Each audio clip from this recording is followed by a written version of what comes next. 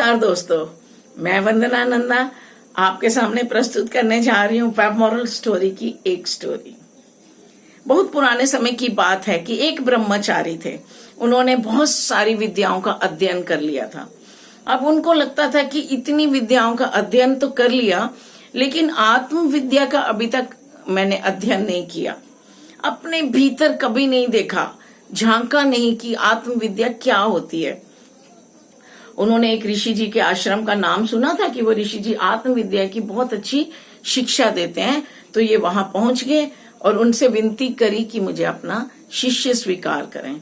और गुरु जी ने, वो संत जी ने, ऋषि जी ने उन्हें अपना शिष्य स्वीकार कर लिया। अब ये भी दूसरों की तरह सुबह उठते, घर के काम करते, आश्रम के काम करते, किचन का काम करते, बाजार का काम करते, लकड़ियां तोड़ते, पानी भरने जाते, ये सारे कामों में उलझे रहते।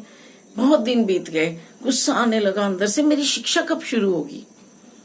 मैं तो यही संसारिक कामों में उलझा हुआ हूँ।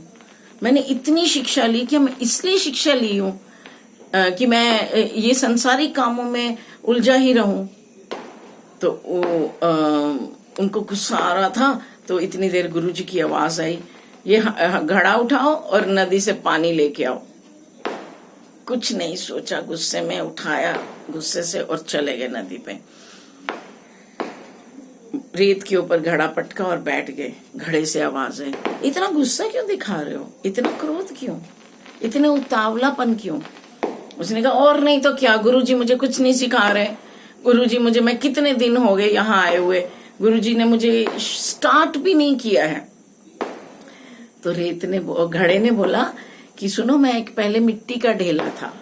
कुम्हार ने मुझे कूट के पाउडर बनाया, पानी में गलाया कितने दिन, और उसके बाद कितने ही दिन मुझे पैरों तले रोंदते रहे। एक दिन उन्होंने मुझे ये आकार दिया, तब भी बस नहीं हुई। आकार देने के बाद भी मुझे भट्ठी में तपाया गया, तब जाके मैं इस रूप में तुम्हारे सामने आया हूँ, पानी तक संभाल सकता हूँ। अब शिष्य को बहुत अच्छी तरह समझ में आ गई। घड़े ने फिर कहा कि तुम्हारा जो विषय है वो तुम्हारा विषय ज्ञान का नहीं है, अनुभूति का है। तुम्हें पहले अनुभूति करनी पड़ेगी रिश्तों की। अपने व्यवहार में लोगों के साथ बैठना पड़ेगा, प्यार लाना पड़ेगा, भीतर जाना पड़ेगा, तब जाके ये अनुभूति तुम्हें कुछ सिखाएगी। अब उसने अपना घड़ा उठाया, पानी भरा, अपना पूरा उस दिन से आचरण बदल दिया। समर्पण भाव से वहां आश्रम पहुंचा और एक दो दिन में सबको समझ में आ गया कि अब ये शिष्य बनने लायक हो गए हैं। तो उनकी शिक्षा ऋषि जी ने स्टार्ट कर दी। तो वो बाद में बहुत बड़े आत्म विद्या के ऋषि बने, बहुत नाम कमाया उन्होंने। तो दोस्तों, कुछ भी कार्य करना हो तो आत्मसमर्पण जरूरी है। अगर गुरु के आगे समर्पण नहीं, प्रोजेक्ट कुछ किया है, कोई मिशन शुरू किया है, अगर समर्पण भाव से नहीं करेंगे वो कभी सफल नहीं होगा। समर्पण लाइए और अपना हर कार्य सफल करिए, क्योंकि कंसंट्रेशन से तभी हो सकता है अगर आप समर्पित हैं तो।